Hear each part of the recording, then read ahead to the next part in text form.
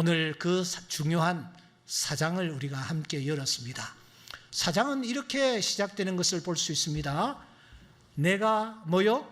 또 말하노니. 또 말을 하겠다. 이 말은 지난번 했던 얘기를 다시 하겠다. 지난번 강조했던 것을 다시 한번 강조하겠다. 지난번 내가 논했던 내용을 다시 한번 반복하겠다. 그런 뜻이 아닙니까? 그러면은 이 바울이 전에 했던 얘기가 도대체 무엇입니까? 그것은 3장 24절 말씀입니다. 율법이라는 것은 바로 초등교사와 같아 하는 그 내용을 바울이 이미 했습니다. 당시 바울 사도는 이 갈라디아 지방으로 선교 여행을 떠나 갈라디아에 있는 사람들에게 우리가 예수 그리스도를 믿음으로 구원을 받게 된다. 구원을 얻는 유일한 길은 예수 그리스도를 구주로 영접하는 길이다. 이 사실을 강조하였고 많은 사람들이 주께도 돌아왔습니다. 그런데 바울이 잠시 그 교회를 떠나 있는 순간 유대주의자들과 할례당들이 그 교회에 침투하여서 교인들을 향하여 선동질하기 시작했습니다. 바울 선생이 믿음으로 구원을 얻는다라고 얘기했는데 사실은 그게 아니야. 그 믿음만 가지고는 부족해. 2%가 부족해. 아브라함을 위시하여 지금까지 우리 모두는 예외 없이 율법을 지킨다라는 그런 표징으로 할례를 받았어. 할례를 받아야 해. 할례를 받지 않으면 구원에 이를 수가 없어. 이런 주장을 암암리에 퍼뜨렸습니다. 그러자 갈라디아 교회 성도들이 너도 나도 기가 솔깃하여 이 할례당들이 주장하는 이 주장에 넘어가고 있었던 것입니다.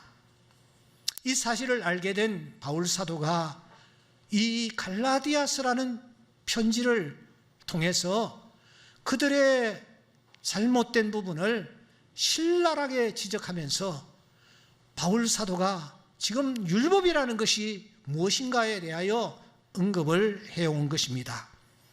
그는 이렇게 말합니다.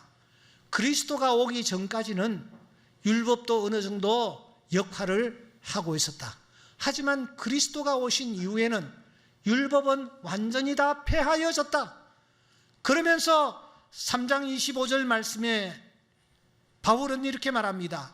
믿음이 온 후로는 우리가 초등교사 아래에 있지 아니하다라고 말하고 있는 것입니다. 초등교사, 우리가 지금까지 몇 차례에 걸쳐서 생각을 했습니다. 율법이란 초등교사와 마찬가지다. 즉 훈육노예와 마찬가지다. 훈육노예는 주인의 아이가 성장하여 성인이 될 때까지는 역할을 한다. 그러나 그 주인의 아이가 성장하여 성인이 되어 이제 상속자가 되었을 때에는 더 이상 훈육노예는 그 역할이 없어지고 사라지고 만다. 마찬가지로 율법은 초등교사와 마찬가지다. 그리스도가 오시기 전까지는 어느 정도 역할을 했다. 그러나 그리스도가 오신 이후에는 이 율법이라는 것은 아무런 의미가 없다. 그렇게 바울 사도가 주장을 하는 것입니다. 그런데 이 정도의 설명으로는 바울 사도가 흡족하지 않음을 느꼈습니다. 아니, 안심이 되지 않다라고 생각했던 것 같습니다. 그래서 다시 한번 그는 율법이 도대체 무엇인지에 대하여 말을 이어가는 것입니다. 이번에는 율법을 어디에다가 비유를 하고 있습니까? 2절에 보시면 후견인과 같다, 청지기와 같다, 그렇게 그가 설명을 합니다. 여러분, 후견인이란 어떤 사람입니까? 청지기는 어떤 자입니까? 이 둘 다 주인으로부터 일정한 권한을 위임받아 행사하는 것은 틀림이 없습니다. 그러나 이 후견인과 그리고 이 청지기들은 주인이 시키는 그 범위 내에서 특정한 일을 합니다. 그 선을 넘어서는 되지 않습니다. 자기 마음대로 주인의 뜻과는 전혀 다르게 막 행동을 하고 어떤 일을 결정해서도 되지 않습니다. 이것이 후견인과 청지기의 한계인 것입니다. 후견인이나 청지기는 여러분 주인이 아닙니다.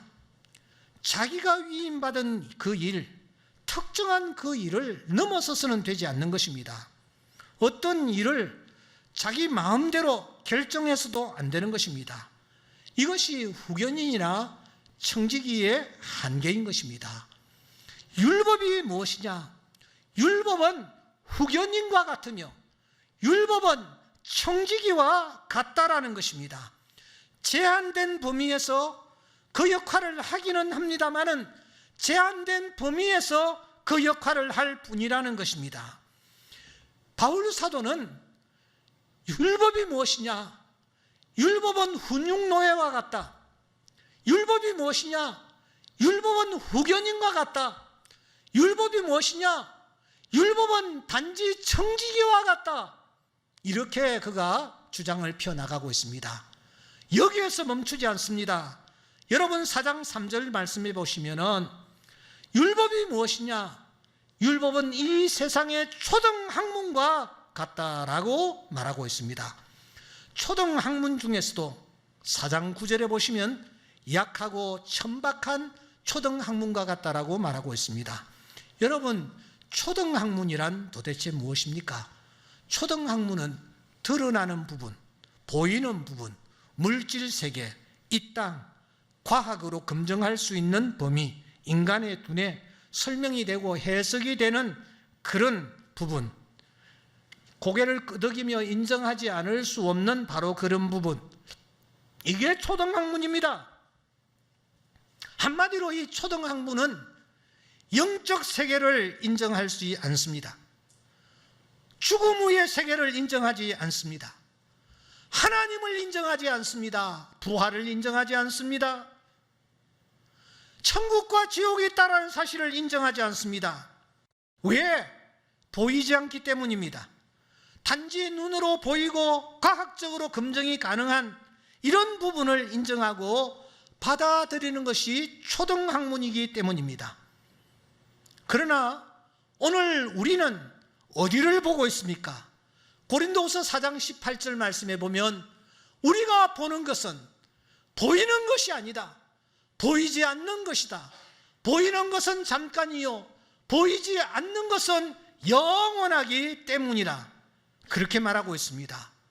그러므로 이 율법이라는 것은 초등학문과 같은 천박하고 약하기 그지없는 것이라고 말하는 것입니다. 이와 같이 바울 사도는 율법을 설명하면서 당시의 할례당들과 그리고 유대주의자들이 그렇게 강조하는 율법을 설명하면서 율법이란 초등학문과 같다. 율법이란 청지기와 같다. 율법이란 후견인과 같다. 율법이란 초등교사와 같다. 이렇게까지 주장하고 있습니다. 사중 강조입니다. 율법을 여러분 이와 같이 강조하는 이유가 무엇일까요? 이렇게까지 비유하는 이유가 무엇일까요? 그것은 4절의 말씀을 이끌어내기 위함입니다. 한 송이 국화꽃을 피우기 위해 봄부터 소쩍새는 그렇게 울었나 보다라는 서정주 시인의 시기가 떠오릅니다. 봄부터 소쩍새가 가을에 피는 한 송이 국화꽃을 위해 울었답니다. 바울이 지금 4절의 주장을 이끌어내기 위해서 율법은 훈육노예와 같다. 율법은 후견이와 같다. 율법은 청지기와 같다. 더 나아가 율법은 초등학문과 같다. 이렇게 그가 주장을 하는 것입니다. 그러면은 그가 이끌어내는 이 4절이 무엇입니까? 여러분 4절은 굉장히 중요한 말씀입니다. 우리 다 같이 한번 읽어보겠습니다. 시작. 때가 차매 하나님이 그 아들을 보내사 여자에게서 나게 하시고 율법 아래에 나게 하신 것은, 그 다음에 5절, 율법 아래에 있는 자들을 속량하시고 우리로 아들의 명분을 얻게 하려 하심이라. 자, 저를 좀 보십시오. 여러분, 제가 질문을 하나 드리고 싶습니다. 하나님이 언제부터 계십니까? 하나님이 언제부터 존재하신다라고 우리는 생각합니까? 예? 하나님은 언제부터요? 예, 하나님이 언제부터 계시느냐? 모세는 이 질문에 대해서 이렇게 우리에게 답하고 있습니다. 하나님은 산이 생기기 전에 계셨습니다. 땅과 세계도 생기기 전에 하나님은 계셨습니다.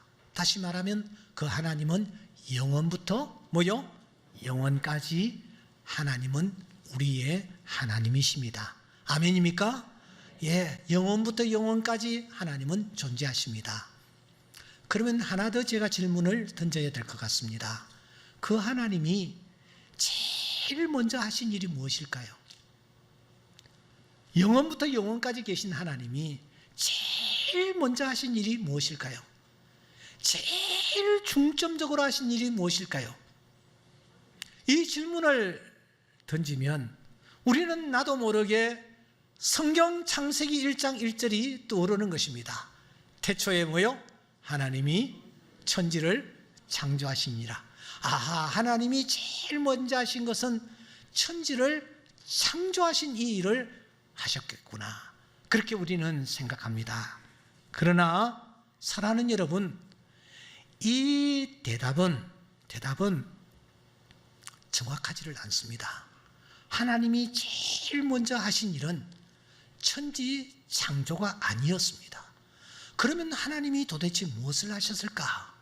이 질문에 대해서 오늘 4절에 있는 말씀 때가 참회라는 이 부분은 바로 우리가 지금 풀려고 하는 이 숙제에 중요한 힌트를 제공합니다.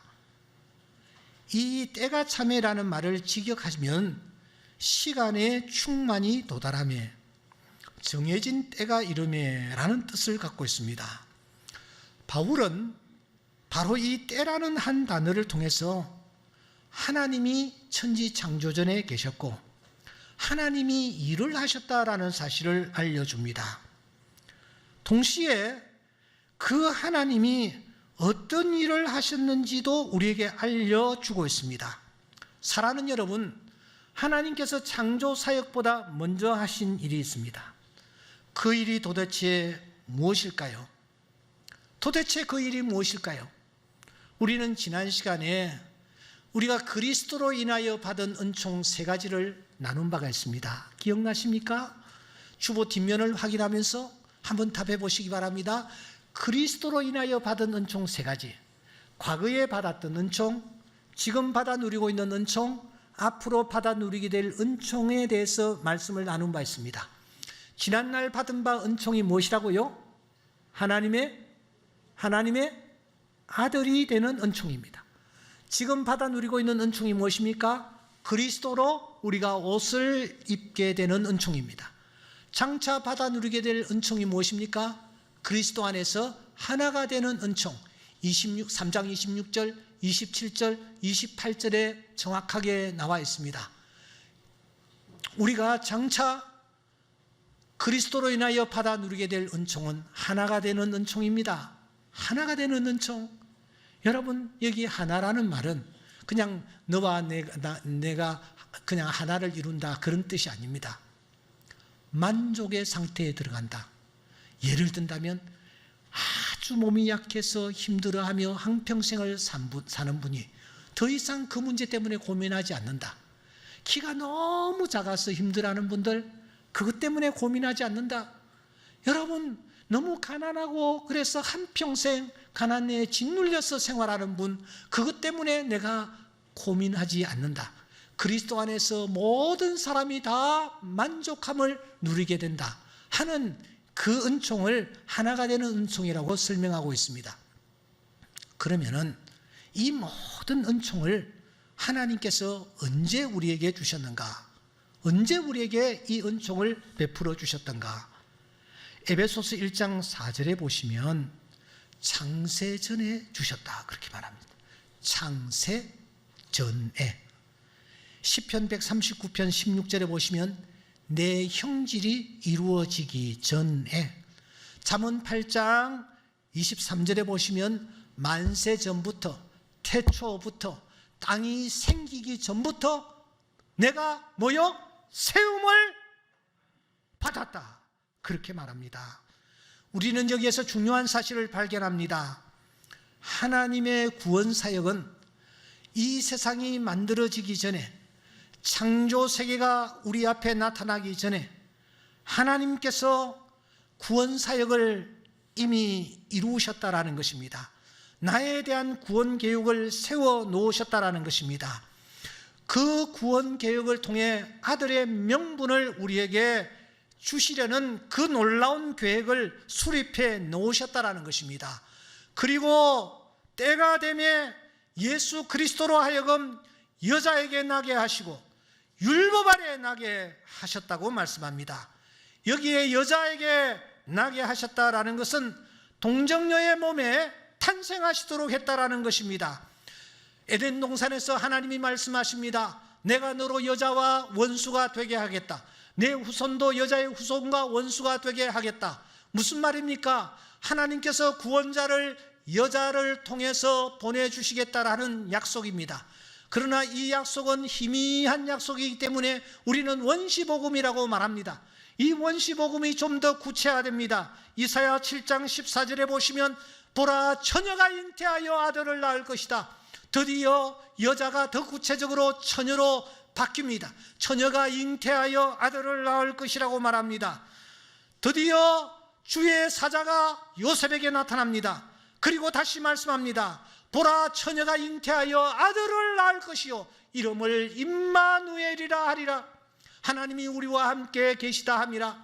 하나님께서 주의 사자를 보내어 요셉에게 내 아내 마리아 데려오기를 두려워하지 말라. 성령으로 잉태된 것이다. 성령으로 잉태된 그 여인을 통하여 구세주 임마누엘 되시는 분이 이 땅에 탄생하실 것이다.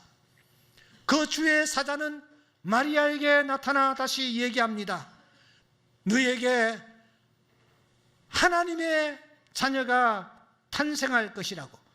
그때 마리아가 놀라면서 얘기합니다. 나는 남자를 알지 못합니다. 어찌 이런 일이 나에게 있겠습니까? 성령으로 잉태된 것이다. 이렇게 여자에게 나게 하셨습니다. 왜 그렇습니까? 그 이유는 단 하나, 우리로 하여금 아들의 명분을 얻게 하기 위하여 하나님께서 구세주를 여자의 몸에서 탄생하게 하시겠다라는 것입니다. 또 하나, 율법 아래 나게 하셨다라는 것은 율법을 지키도록 하셨다라는 것입니다. 율법을 지키기 위해서는 육체를 입어야 합니다. 그래서 우리와 똑같은 육체의 몸을 입으셨습니다. 그분은 육체의 몸을 입으셨기 때문에 율법을 지켜야만 했습니다. 그래서 그분은 태어난 지 8일 만에 할례를 받으셨습니다. 요단강으로 나아가 세례까지 받으시려고 했습니다. 그때 세례요한이 놀라며 손사래를 칩니다. 내가 당신에게 나아가야 할 터인데 당신이 어떻게 나에게 나아오십니까? 그때 주님께서 조용히 말씀하십니다. 이제 허락하십시오. 우리가 이와 같이 하여 모든 의를 이루는 것이 합당합니다. 세례요한이 드디어 그 뜻을 깨닫고 예수님에게 세례를 베푸는 것입니다. 세례는 죄인이 받는 예식입니다. 주님이 죄인처럼 세례를 받으셨습니다. 여기서 그치지 않습니다. 죄 없으신 그분이 마지막에는 십자가 위에서 피 흘려 돌아가십니다. 그리고 마지막 순간 다 이루었다라고 말합니다. 무엇을 다 이루었다라는 말입니까? 율법을 다 지켰다, 율법을 다 이루었다라는 말씀입니다. 그리고 주님은 모든 인생들이 다 가는 마지막 종착지 무덤에까지 내려가셨습니다. 그렇게 하신 이유가 무엇입니까? 그것은 오직 하나, 우리로 하여금 아들의 명분을 얻게 하려 하심이라는 것입니다. 이 모든 일들을 하나님은 창세전에 계획하시고 그리고 우리를 하나님의 자녀로 삼으실 뜻을 당신이 가지고 계셨다라는 것입니다. 여러분, 야곱이라는 이 꾀쟁이 말입니다. 이 야곱이 어머니 뱃속에서도 막 싸웠대. 그러다가 태어날 때에 형의 발꿈치를 잡고 태어났대. 그래서 이름이 야곱이래. 태어나서도 이 야곱은 분을 사귀지 못하고, 두 번째 태어난 것에 대하여 분을 사귀지 못하고, 여러분 팥죽으로 장자의 명분을 사지 않습니까? 아버지를 속이지 않습니까? 여러분 그 이유가 무엇일까요? 여기에 깊은 영적 메시지가 담겨져 있는 것입니다. 먼저 태어나는 것이 중요하다는 것입니다. 먼저 태어나는 자가 장자가 된다는 것입니다. 이 사실을 골로새서 1장 17절에서는 이렇게 말씀합니다. 그가 만물보다 먼저 계셨다. 예수님이 만왕의 왕이심을 골로새서 1장 17절에서는 그분이 만왕의 왕이신 것은 만물보다 먼저 존재하셨기 때문이다 하는 것입니다. 먼저가 이와 같이 중요합니다. 하나님이 이 사실을 아셨기 때문에 우주 만물보다 먼저 나를 향한 계획을 가지고 일하시는 것입니다. 구원사역을 창조사역보다 더 앞서 행하신 것입니다. 그리고 때가 되매 나를 이 땅에 보내셨습니다. 하지만 나의 연약함을 아시고 나의 허물도 아시고 나의 부족함도 알고 계셨습니다. 그래서 독생자 예수 그리스도까지 보내신 것입니다. 자기 아들을 포기하실 정도로 만세전에 계획해 놓으신 나를 귀하게 여기시며 사랑하신다라는 것입니다. 그 이유가 무엇입니까? 당신의 아들로 우리를 삼으셨기 때문입니다. 때문에 바울 사도는 갈라디아서 4장 7절에서 말합니다. 이후로는 종이 아니다, 아들이다. 하나님으로 말미암아 유업을 받을 아들이다. 그 하나님께서 오늘 우리를 향하여 계속 말씀하시는 것이 바로 이것입니다. 내가 여호와의 명령을 전하노라. 내게 이르시되 너는 내 아들이라. 오늘 내가 너를 낳았도다. 우리 아버지는 우리를 위하여 자기 아들까지 포기하신 분이십니다. 자기 아들을 아끼지 아니하시고 우리 모든 사람을 위하여 내어주신 이가 어찌 그 아들과 함께 모든 것을 우리에게 주시지 아니하겠느냐. 지금 어떤 상황에 놓여 있을지라도 포기하지 마시고 다시 일어나 앞으로 나아가시기 바랍니다. 주님 바라보고 나아가시기 바랍니다. 십자가 바라보고 나아가시기 바랍니다. 주님께서 우리를 만나 주실 것이며 우리를 안으시고 너는 내 아들이라. 내가 너를 버리지 아니하노라. 내가 너를 위하여 십자가에서 피 흘려 돌아갔노라 하시며 우리에게 놀라우신 유업을 안겨주실 줄 믿습니다. 이 하나님을 바라보며 나아가는 주의 귀한 자녀들 다 되실 수 있기를 주의 이름으로 축원합니다. 기도드리겠습니다.